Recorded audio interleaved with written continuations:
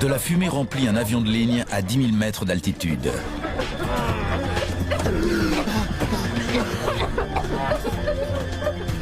Mayday, nous descendons. Les systèmes électriques tombant en panne au fur et à mesure que la fumée se répand, l'équipage tente un atterrissage de fortune. Mettez-vous en position de sécurité. Prévenez les pompiers. Ils vous attendent. Pour les passagers et l'équipage du vol Air Canada 797, ce qui n'était au départ qu'un problème mineur se transforme en lutte désespérée pour survivre.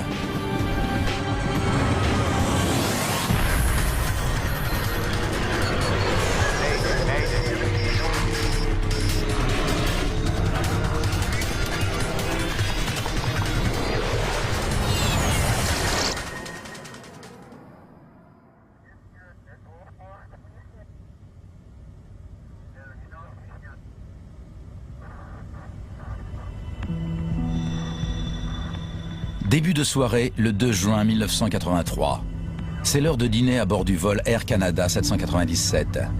Le commandant Donald Cameron travaille pour la compagnie depuis 17 ans et compte près de 5000 heures de vol sur des C9. Mais ça ne lui donne pas pour autant le droit de manger en premier. Alors, ces fruits de mer? Avant, son officier pilote de ligne, le PL Claude Ouimet, doit terminer. Excellent. L'avion assure la liaison Dallas-Montréal avec une escale à Toronto. La couverture nuageuse masque quelques averses, mais à l'altitude de croisière de l'avion, environ 10 000 mètres, la vue est claire et dégagée.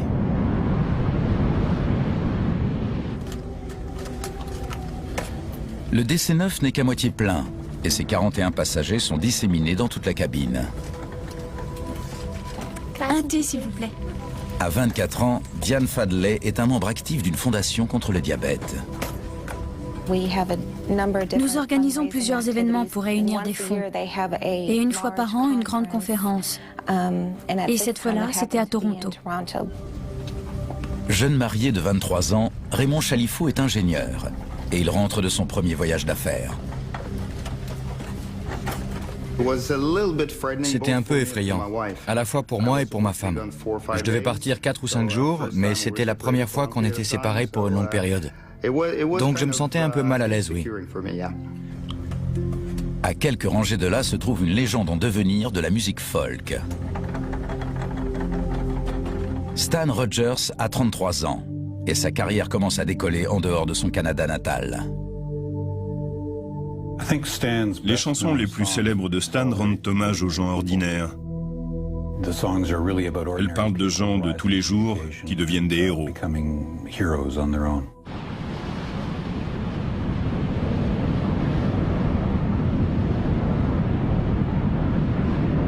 Juste avant 19 h, l'avion est à mi-chemin entre Dallas et Toronto. C'était quoi? Ça venait de là. Là. Oui. 3 disjoncteurs viennent de sauter. Comme des fusibles, ils protègent des circuits électriques en cas de surtension. En rafale. Ouais. Tac, tac, tac. Ces 3 disjoncteurs sont reliés au moteur des toilettes de l'arrière de l'avion et le commandant décide d'attendre quelques minutes avant de les rebrancher. Parfois ça marche trop bien. En cas de surchauffe, le disjoncteur saute, mais il suffit de le laisser refroidir avant de le rebrancher pour que tout rentre dans l'ordre. On le consigne dans le journal de bord et on n'en parle plus. Quelqu'un a dû enfoncer quelque chose dans le WC. Ça l'a bouché, il y a eu surchauffe. Pour Donald Cameron, quelque chose empêche le moteur de fonctionner. Mais il n'y a pas lieu de s'alarmer. Les toilettes se bougent très régulièrement. Les minutes s'écoulent et l'avion approche de Toronto. Les hôtesses de l'air Laura Kayama et Judy Davidson servent leur repas aux passagers. Dans le poste de pilotage, c'est au commandant de passer à table. Mais avant, il rebranche les 3 disjoncteurs, car sans eux, les toilettes sont inutilisables, ce qui pourrait incommoder les passagers. Il ressaute aussitôt. Après plus de 8 minutes d'attente, le problème des toilettes n'est toujours pas résolu. En cabine, un passager se plaint d'une odeur dérangeante. Oui, ça sent bizarre. Je vais voir. Connie Kirsch, une Texane qui se rend à Toronto pour un rendez-vous professionnel, est installée à l'arrière de l'avion. J'avais senti une odeur étrange depuis mon siège. J'ai trouvé ça bizarre. C'était une odeur électrique, pas de fumée. Des volutes sortent pourtant des toilettes. Les odeurs de fumée et de plastique fondu surprennent l'hôtesse de l'air. Il ne s'agit pas simplement d'une toilette bouchée. D'autres passagers remarquent à leur tour la fumée et l'odeur étouffante. Sergio, on a un problème aux toilettes. Judy dit que ça brûle. D'accord, je vais voir. Le chef de cabine, Sergio Benetti, est le responsable du personnel navigant commercial. Par précaution, installez-vous à l'avant. La fumée est nocive et suffocante. Sergio Benetti ne voit aucune flamme, mais il actionne l'extincteur en essayant de le passer partout.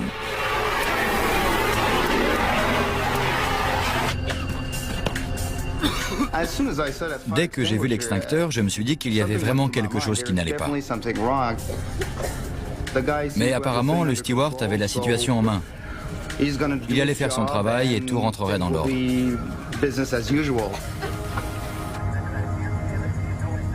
Il est 19h02. 11 minutes se sont écoulées depuis que les disjoncteurs ont sauté. Le Wakayama informe Donald Cameron de l'incident.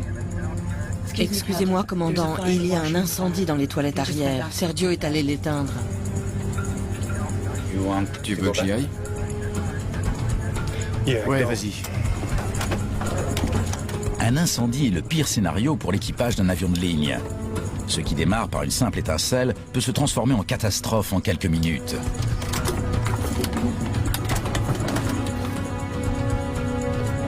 Mais pour l'heure, le commandant ignore toute la gravité de la situation. Rappelez-vous, en 1983, les gens avaient le droit de fumer en cabine. Et il y avait beaucoup d'incidents de ce genre. Donc je ne me suis pas inquiété outre mesure. Mais l'OPL se montre moins optimiste. Je n'ai pas vu de flamme en ouvrant la porte, mais j'ai copieusement arrosé avec l'extincteur.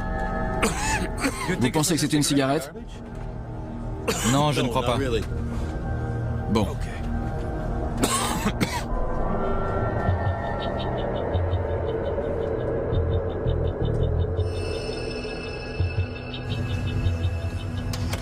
Je ne peux pas aller au fond, la fumée est trop épaisse. Il vaudrait mieux atterrir. Sergio Benetti, le chef de cabine, n'est pas de cet avis. Pas d'inquiétude, la fumée s'éclaircit. Donald Cameron est perplexe. Certains composants tombent en panne de temps en temps. Et il n'y a pas lieu de procéder à une descente d'urgence, qui est une manœuvre aux conséquences sérieuses. Quand Claude Ouimet et Sergio Benetti étaient à l'arrière, la fumée paraissait épaisse, mais elle semble se dissiper. Effectivement, ça se dégage. Mais je vais aller rejeter un coup d'œil, d'accord? D'accord. Mets ces lunettes, je garde mon masque. Va voir, mais fais bien attention. Pas de problème. Pas de problème. S'il s'agit simplement d'un moteur de toilette en panne, Donald Cameron peut aller jusqu'à Toronto. En revanche, si c'est plus grave, il doit se poser dans les plus brefs délais avant que le petit incident ne vire à la catastrophe.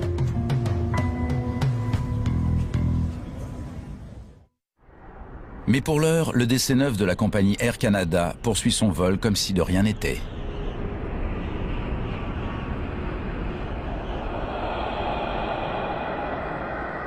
Malgré une première alerte, l'épaisse fumée semble s'être petit à petit atténuée et les choses paraissent être redevenues normales. Cependant, par mesure de sécurité, le copilote tient à vérifier que l'incendie mystérieux a bel et bien été éteint.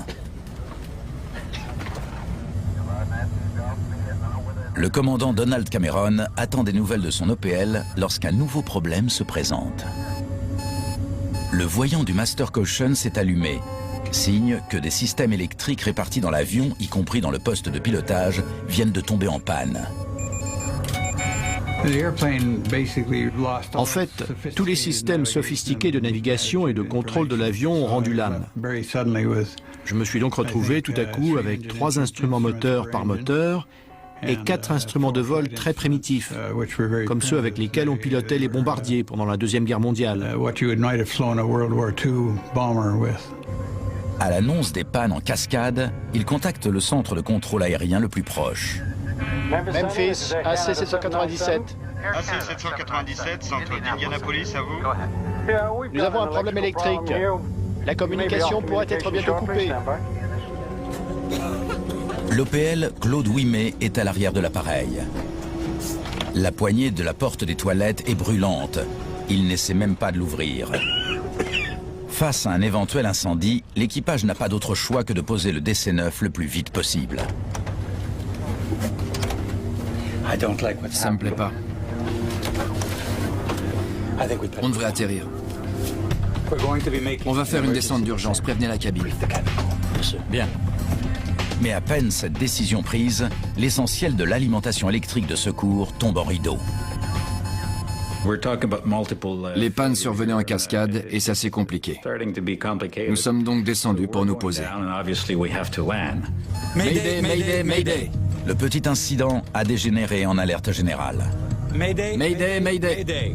Contrôle de Louisville, à vous.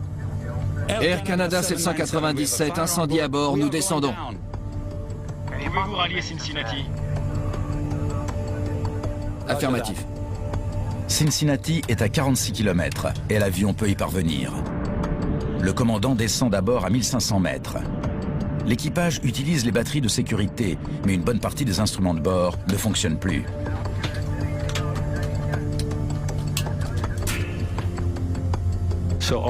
Il ne nous restait que la batterie auxiliaire de courant continu qui ne sert que pour les radios.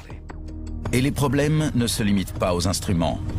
Donald Cameron constate qu'une partie de l'avion ne fonctionne pas comme il devrait. L'empennage horizontal de la queue du DC-9 ne bouge plus. Le commandant utilise la partie qui bouge encore, les gouvernes de profondeur, pour réduire l'altitude. Mais comme une voiture qui n'a plus de direction assistée, l'avion résiste. Donald Cameron pousse le volant, mais celui-ci exerce une pression contraire d'une vingtaine de kilos. L'avion est devenu très lourd. Et j'ai dû me concentrer en totalité sur le pilotage. Une fumée âcre se propage depuis le fond de l'appareil et par les interstices du plafond de la cabine. Comme un nuage, elle plane au-dessus de la tête des passagers. Cette fumée était incroyablement irritante et elle piquait la gorge. Il fallait inspirer par toutes petites goulées, sinon on étouffait. Je voyais la fumée progresser. Elle passait le long des soutes à bagages vers l'avant.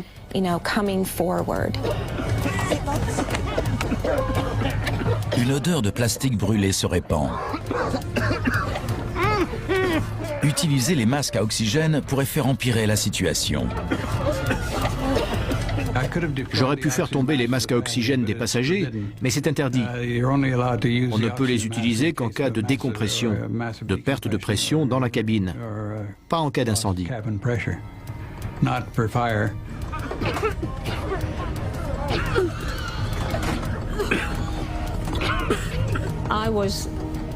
J'étais en larmes, effrayée, mais pas hystérique. Le monsieur qui était assis à côté de moi m'a expliqué que si je ne pleurais pas, si je gardais mon calme et si j'arrivais à respirer plus lentement, on économiserait l'oxygène.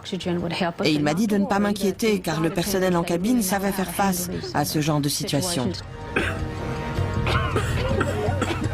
À son tour, le système de sonorisation cabine est victime des défaillances électriques. Les hôtesses doivent crier pour transmettre leurs consignes. Et il est de plus en plus difficile de respirer. En 1983, expliquer aux passagers comment ouvrir les portes de secours ne fait pas partie de la procédure habituelle. Mais compte tenu des circonstances, les hôtesses préfèrent prendre les devants.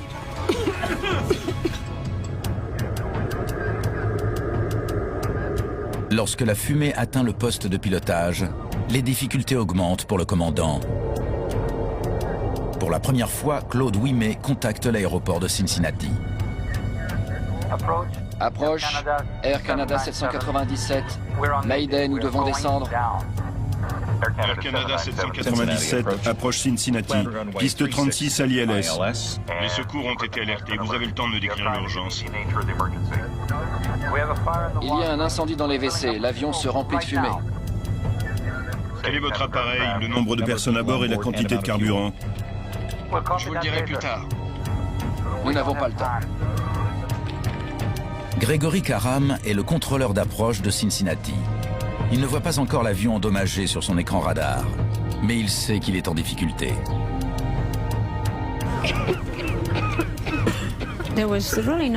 Ça n'était pas la pagaille. Il n'y avait pas de cris, rien du tout. En fait, tout le monde était très calme. Mais j'étais terrifiée à ce moment-là. Il est presque 19h13. Gregory Karam voit enfin apparaître le DC-9 sur son écran. Air Canada 797, vous êtes identifié. Approche aux instruments gyroscopiques vers la piste 27 gauche. Descendez à 3500 pieds. Vous êtes à 1,2 milles nautiques au sud-est de l'aéroport. L'équipage doit être guidé depuis la terre ferme, car aveuglés par la fumée épaisse, les deux hommes risquent facilement de dévier de leur cap. Le contrôleur va donc les faire descendre en surveillant chaque étape de l'approche. En cabine, la fumée et la chaleur sont presque intolérables. Je me suis dit, on va s'écraser et on ne va pas pouvoir m'identifier car je n'avais pas mes papiers sur moi. Donc je me suis levé, j'ai pris mon portefeuille et j'ai enfilé ma veste pour qu'on puisse reconnaître mon cadavre. À ce moment-là, j'ai cru que je ne m'en sortirais pas, que je ne reverrais jamais ma famille, car la situation était vraiment catastrophique. Stan était conscient de sa mortalité et il détestait voler. Mais comme on le réclamait de plus en plus, il voyageait de plus en plus en avion et partant de là, il savait qu'il était de plus en plus exposé. Où est l'aéroport? Vous en êtes à 8 nautiques. Nous essayons de le localiser. Prévenez les pompiers. Ils vous attendent. Nombre de personnes à bord et quantité de carburant. Plus tard, c'est de pire en pire ici. Compris. Tournez immédiatement à gauche. Vous êtes à 1 demi nautique au nord De l'approche finale.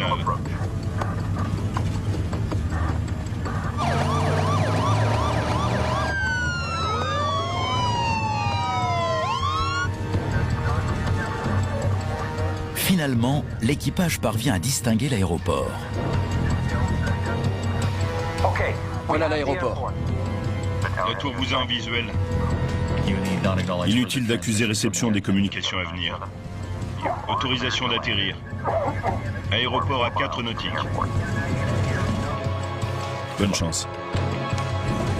Dans une fumée épaisse et chargée de suie, les hôtesses Laura Kayama et Judy Davidson se déplacent à tâtons dans la travée centrale pour tenter de rassurer les passagers. Elles ne peuvent pas aller au-delà de la 12e rangée. Plus loin, la fumée et la chaleur sont intenables.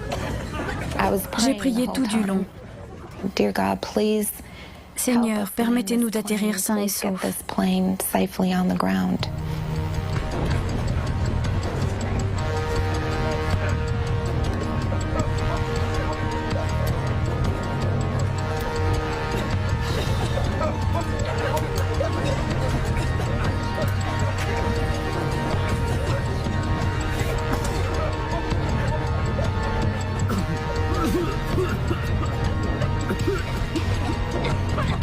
On ne voyait rien. On ne pouvait plus respirer. J'ai clairement pensé à la mort. Mais je me répétais, tiens bon, accroche-toi. J'étais marié depuis moins d'1 an et c'était déjà fini. J'ai commencé à essayer de respirer le moins possible et je me suis mis à penser intensément à ma femme. À force de lutter contre les commandes, Donald Cameron commence à fatiguer.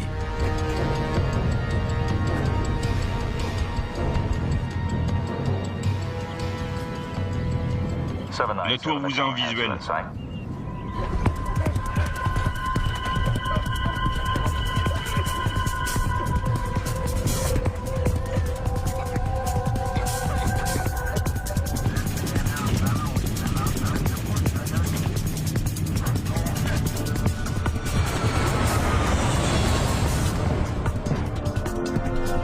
En plissant les yeux, le pilote pose l'avion comme il peut. Il est alors 19h20.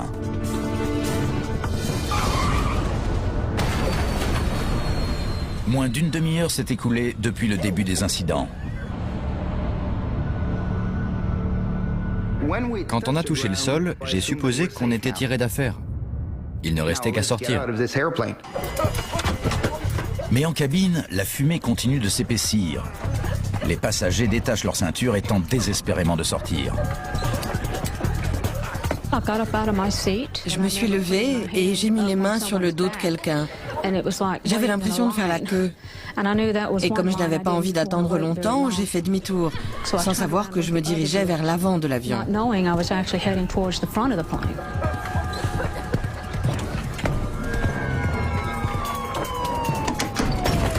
Sergio Benetti est le premier à atteindre une porte.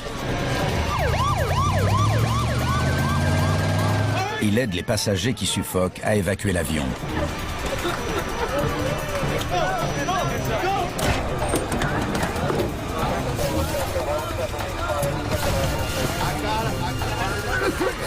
L'intérieur de la cabine est noir de fumée et il y fait une chaleur infernale.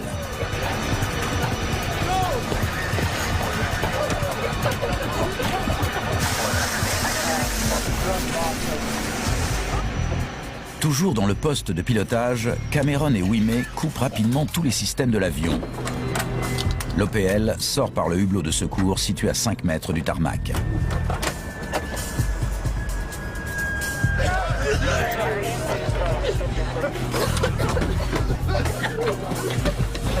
Les passagers ont ouvert 3 des issues de secours situées sur les ailes. Mais malgré tout, ces sorties demeurent invisibles tant la fumée est épaisse.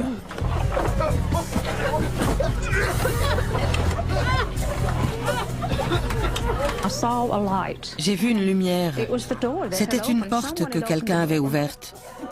Quand j'ai compris ça, je me suis précipitée et j'ai passé la tête dehors pour respirer.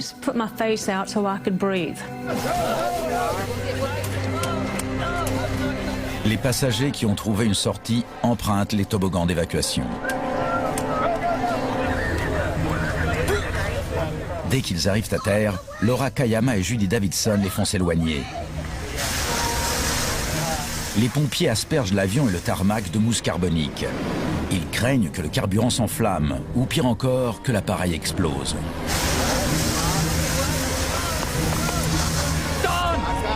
Claude Ouimet distingue le commandant Cameron à travers le pare-brise. Groggy, il est avachi sur le volant. La première chose qui a attiré mon attention, ça a été le visage de Don à travers le pare-brise. J'ai compris qu'il était à demi inconscient. Je ne pouvais pas me lever. Je m'étais à moitié redressé, comme ça, mais j'étais repoussé en arrière par une force invisible. C'était sûrement à cause de la fumée et de l'incendie.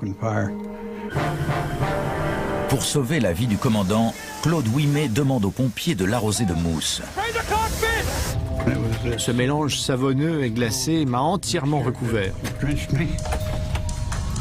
Et ça marche. Donald Cameron revient à lui et sort par le hublot de secours. Stop, le voilà, Don! Moins de 90 secondes après l'atterrissage, tout l'intérieur du DC-9 prend feu.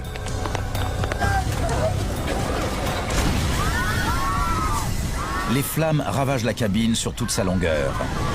Le commandant Donald Cameron est la dernière personne à être sortie vivante de l'avion. Nous savions qu'il y avait malheureusement encore des gens à l'intérieur, mais qu'il était trop tard. Les flammes finissent par sortir par le haut du fuselage. La fumée noire est visible à plusieurs kilomètres à la ronde. Laura Kayama compte les passagers. Je me souviendrai toujours de ces mots. Elle nous a demandé de nous mettre en ligne pour compter les survivants. Et s'il y avait des survivants, c'est qu'il y avait des morts.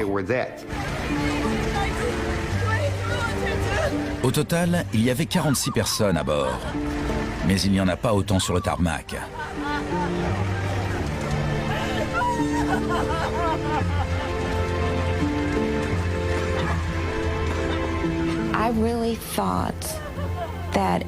J'avais vraiment pensé que si le pilote arrivait à atterrir, nous nous en sortirions tous.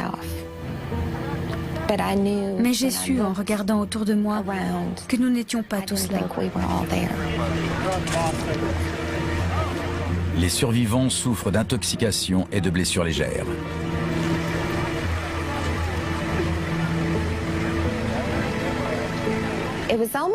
On avait presque l'impression, une fois à l'extérieur, qu'il n'y avait rien de grave. Quelqu'un s'était foulé une cheville, un autre s'était cassé un bras. Il y avait ceux qui étaient sortis et qui allaient bien et ceux qui ne s'en étaient pas tirés. Le jeune homme qui m'avait expliqué comment respirer n'a pas survécu. Ça a été un choc terrible, car je sais qu'il a joué un grand rôle dans ma survie.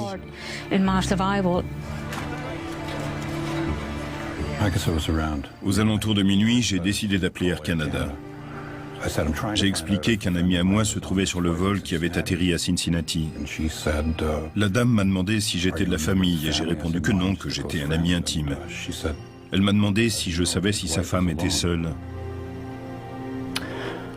J'ai dit oui. Et elle m'a fait « ce serait bien qu'elle ait quelqu'un à ses côtés ».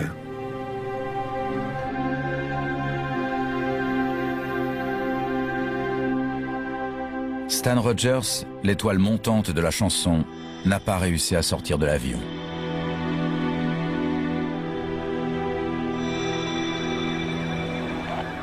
Contrôle au sol. Ici le commandant du vol Air Canada qui est en flammes. Donald Cameron appelle le contrôle au sol de Cincinnati depuis un véhicule des services d'urgence. Son message est lourd de sens. Apparemment, 23 personnes se trouvaient encore à bord. Y a-t-il un avion de transport de prévu en route pour Cincinnati pour accueillir nos passagers? Il fait froid ici.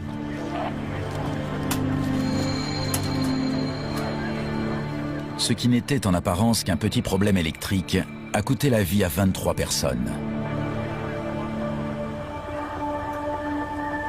Quelle est l'origine du sinistre? C'est la question à laquelle va devoir répondre l'enquête qui s'ouvre quelques heures après le drame, et elle ne va pas se faire sans heurts.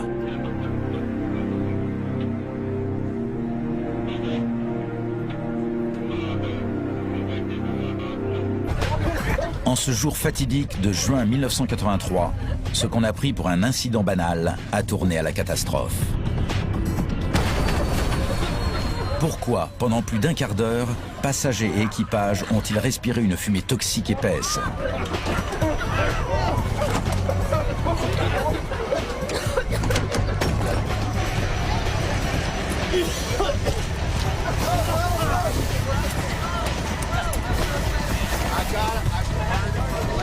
Avoir réussi à atterrir dans des conditions aussi infernales relève de l'exploit. Mais ça n'a pas empêché l'avion de prendre feu 90 secondes plus tard. Et de tuer 23 personnes.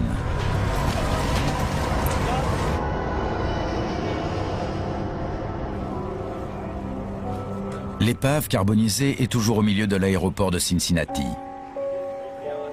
C'est un des accidents les plus déroutants depuis des années.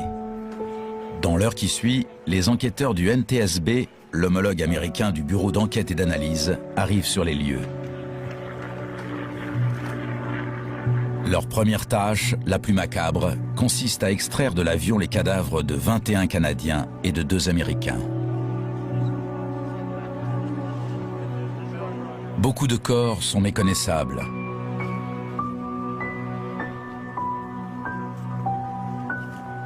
Presque toutes les victimes se trouvent dans la moitié avant de l'appareil, entre les ailes et le poste de pilotage. Certaines sont encore sanglées sur leur siège, d'autres gisent dans les couloirs. Même si tous les passagers ont été installés à l'avant de l'appareil pendant le vol, 2 cadavres se trouvent à l'arrière, au-delà des ailes.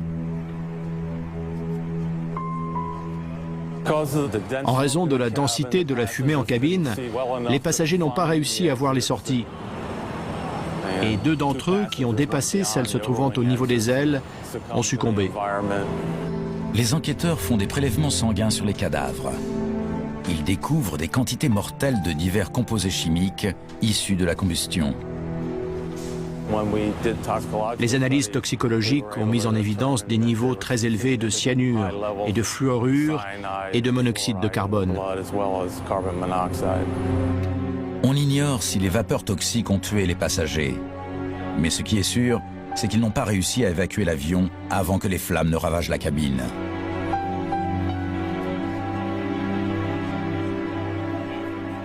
À l'intérieur, j'ai été frappé par l'âcreté de l'odeur.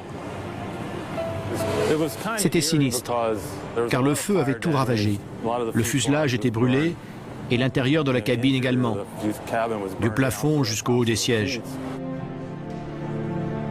Une fois les corps évacués, les enquêteurs analysent l'épave pour identifier la cause du sinistre. À leur côté se trouvent des agents du Bureau fédéral d'investigation, le FBI. Ils essayaient de déterminer s'il s'agissait d'un attentat terroriste. Ils sont donc arrivés tout de suite sur les lieux pour examiner l'avion. Le FBI analyse des échantillons du plancher, de l'eau des toilettes et même d'une ampoule en plastique retrouvée par terre. Le FBI est intervenu très tôt dans l'enquête car il pouvait s'agir d'un crime. Et cette hypothèse passe en priorité avant celle d'un accident. Les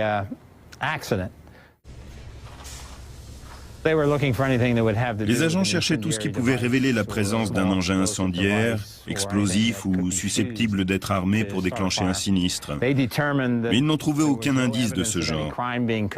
Il s'agissait donc probablement d'un départ de feu accidentel. Ils sont partis et le NTSB a pris la relève. Après avoir écarté l'hypothèse de l'incendie volontaire, les enquêteurs envisagent la deuxième cause la plus probable, celle d'un sinistre accidentel.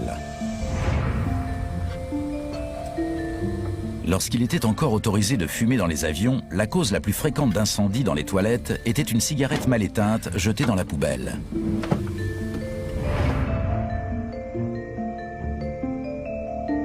Les spécialistes examinent donc celle du vol 797 et constatent que la partie supérieure de son contenu a brûlé, mais que tout le reste est intact. Dans la poubelle, ils retrouvent des morceaux de papier roussi, mais pas brûlés. Conclusion, le feu ne s'est pas déclaré ici. Une fois les hypothèses les plus évidentes rejetées, les enquêteurs passent le reste de l'épave au peigne fin.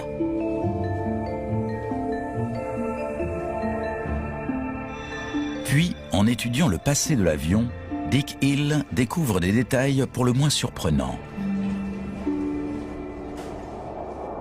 Au cours des 12 mois précédant l'accident, 76 problèmes avaient été signalés par les équipes de maintenance.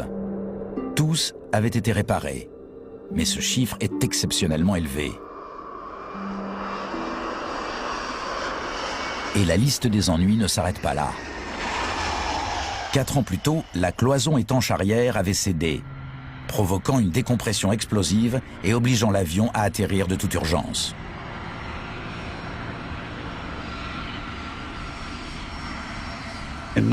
Ça avait coupé beaucoup de câbles électriques et hydrauliques, et le pilote avait réussi la prouesse de revenir à Boston.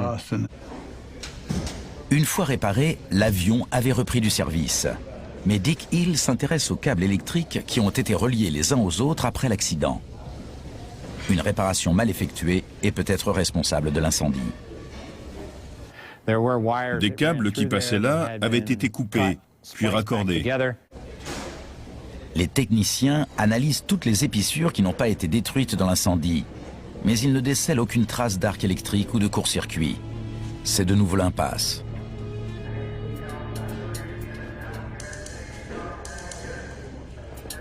Les enquêteurs examinent ensuite l'enregistreur phonique et les 3 disjoncteurs qui ont sauté. C'était quoi? Ça venait de là. Là. Oui. En rafale. Ouais. Tac, tac, tac. Les disjoncteurs sont un système de sécurité. En cas de surchauffe, ils sautent, interrompant l'arrivée d'électricité vers le moteur afin d'empêcher qu'un incendie se déclenche. Il ressaute aussitôt. Les enquêteurs doivent déterminer si les disjoncteurs ont sauté parce qu'un incendie s'était déclaré ou si c'est parce qu'il y avait un problème au niveau du moteur. Le NTSB fabrique donc une maquette des WC et provoque un grippage du moteur. L'objectif est de savoir s'il suffit à provoquer un incendie. Une fois grippé, le moteur atteint une température de 428 degrés. C'est chaud, mais pas assez pour enflammer les éléments qui se trouvent autour.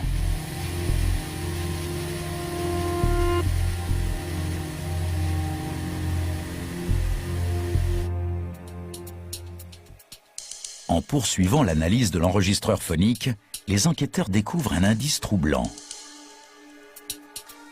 3 minutes avant que les disjoncteurs sautent, l'enregistreur a capté un autre bruit, celui d'un arc électrique, comme des parasites, qui s'est répété 8 fois. Ce bruit était inaudible pour l'équipage. Des kilomètres de câbles sont cachés dans les entrailles de chaque avion. Les enquêteurs se concentrent sur un de ceux qui sortent du groupe électrogène situé sous le plancher des WC. 2 fils électriques ont été dénudés, ce qui a permis à des étincelles d'apparaître. Et elles ont pu provoquer un incendie. Les indices ont bien révélé la présence d'un arc électrique, mais il avait pu se produire après que les gainures brûlaient. Malgré des heures et des heures d'enquête et de multiples essais, le NTSB, faute d'indices, ne parvient pas à déterminer l'origine exacte du sinistre.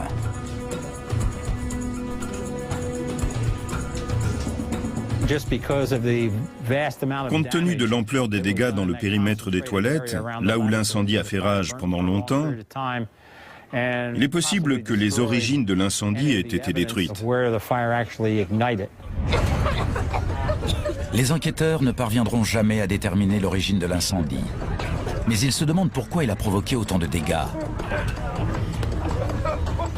Il y a eu de la fumée, de la chaleur, mais personne n'a vu la moindre flamme jusqu'au moment de l'explosion. Lors d'un incendie où la combustion n'est pas complète par manque d'oxygène, des gaz combustibles apparaissent qui sont susceptibles de s'accumuler sous le plafond de l'avion. L'incendie s'est consumé loin des regards, derrière les parois des toilettes. Et les gaz chauds et la fumée se sont engouffrés derrière les murs, jusque dans la cabine.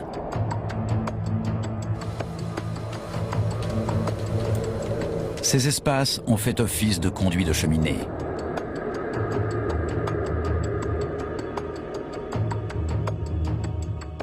Bien que l'incendie soit resté invisible derrière les panneaux muraux et le plafond, la fumée et la chaleur se sont répandues en cabine par les moindres interstices, s'accumulant en hauteur avant de tomber sur les passagers.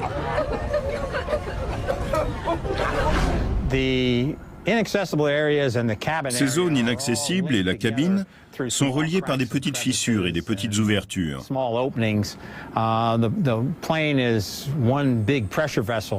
L'avion étant un volume où la pression est la même partout, les gaz et la fumée y circulent assez rapidement pour se propager en cabine.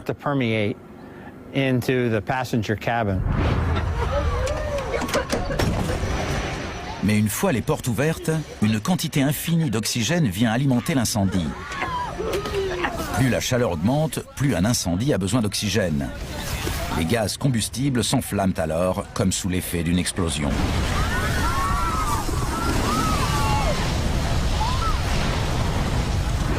Un embrasement généralisé produit de la chaleur, des gaz toxiques et une combustion de tout l'oxygène de la cabine. Et on ne peut pas y survivre. La partie technique de l'enquête est terminée. Mais beaucoup de questions subsistent quant aux réactions de l'équipage face à l'incendie. L'OPL a dit que la fumée commençait à se dissiper et j'ai supposé que l'incendie était maîtrisé. L'équipage aurait-il pu faire plus pour empêcher la tragédie ?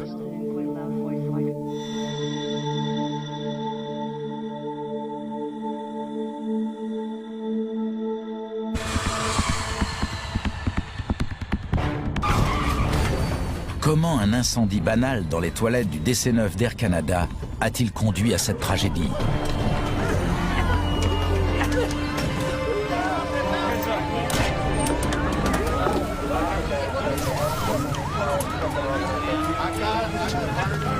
Car si le pilote a réussi tant bien que mal à se poser, le feu qui a ravagé l'appareil 90 secondes plus tard a fait 23 morts.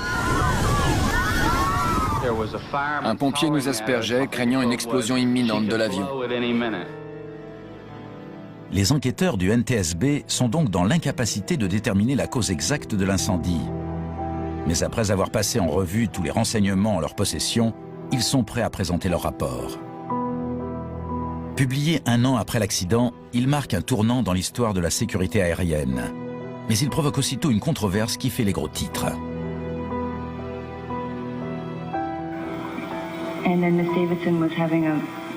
Le NTSB explique que l'origine de l'incendie n'a pas été identifiée, ni par le personnel navigant commercial, ni par l'officier pilote de ligne. Le commandant de bord n'a jamais été prévenu, mais il ne s'est jamais renseigné ni sur l'emplacement précis, ni sur l'étendue de l'incendie. Pour vous, de quel type d'incendie s'agissait-il? D'un feu de poubelle. Mayday, Mayday, Mayday! Le rapport pose une question hypothétique. Air Canada 797, incendie à bord, nous descendons. Pouvez-vous rallier Cincinnati? Affirmatif.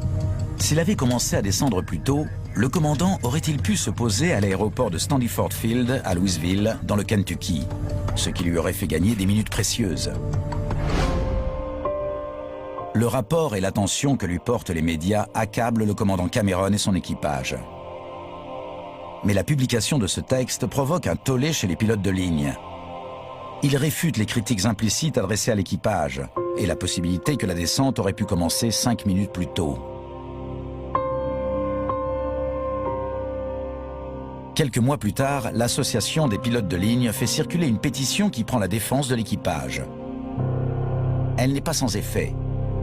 Le NTSB publie un rapport révisé où figure la pétition en question.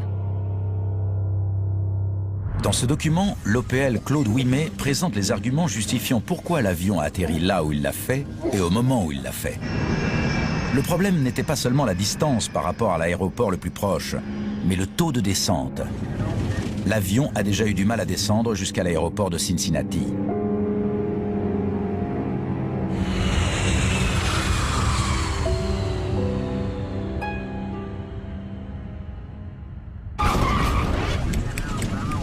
Mais dans son rapport révisé, le NTSB ne retire pas toutes ses critiques, entre autres à l'encontre de Donald Cameron.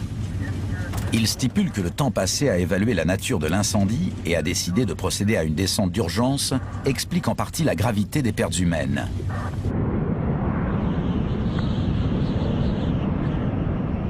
« 20 ans après, ces déclarations sont toujours aussi douloureuses.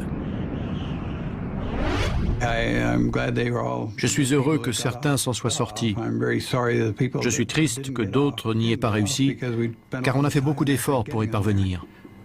Et ça me mine vraiment. Tout ce que je sais, c'est que j'ai fait de mon mieux.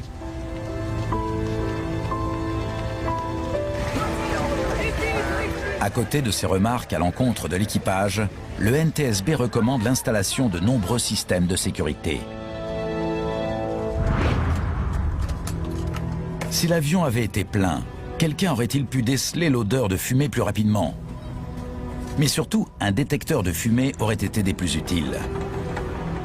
Cet appareil ne faisait jusqu'alors pas partie des équipements standards. Mais après cet accident, les habitudes et les règlements changèrent.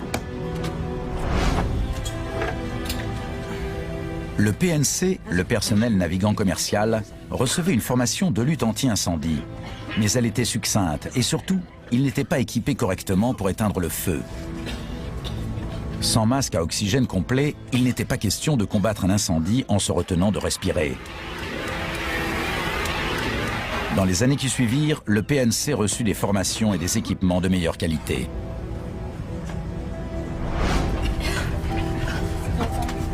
Le PNC avait malgré tout pris des décisions qui avaient permis de sauver des vies.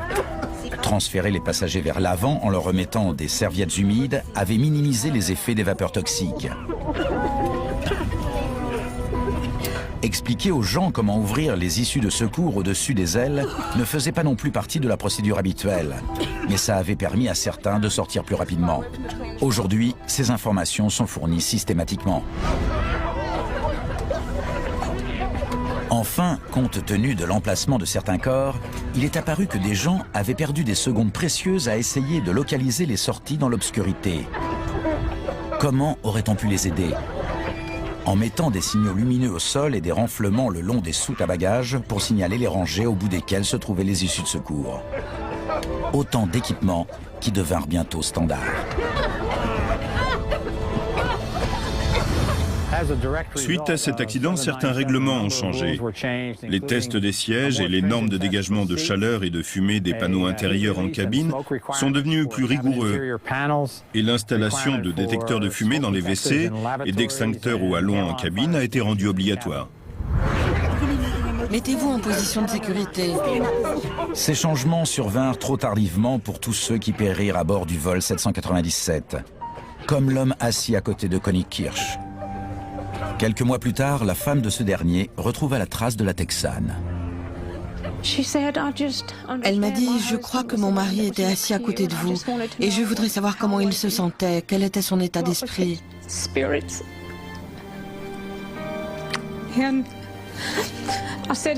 J'ai répondu qu'il était bien, qu'il avait été très gentil, qu'il m'avait expliqué comment respirer.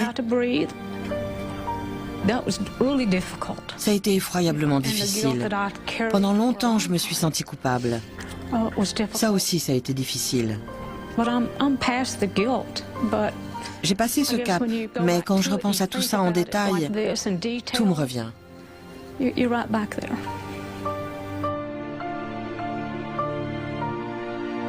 Le chanteur Stan Rogers figure parmi les victimes du vol 797.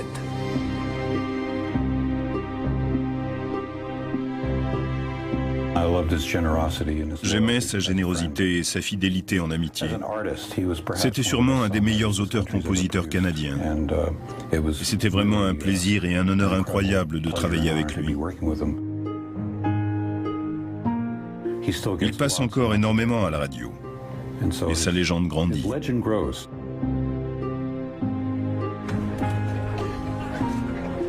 Quelque temps après l'accident, 2 employés d'Air Canada se présentent chez Diane Fadley à Dallas. Ils m'ont rapporté ma Bible. Elle est noircie car elle a un peu brûlé. Mais même si c'est une couverture souple, elle n'a pas été totalement carbonisée. Elle me rappelle que Dieu était à mes côtés.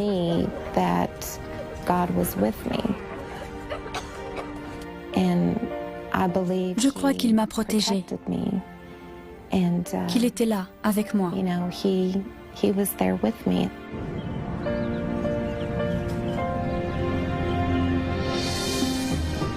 En hommage à leur héroïsme, le commandant Cameron et son équipage reçoivent finalement 6 récompenses, dont celle de l'armée de l'air canadienne. Mais tous sont encore hantés par le cauchemar qu'ils ont vécu. On se sent responsable, coupable bien sûr. On a envie de rendre sa licence.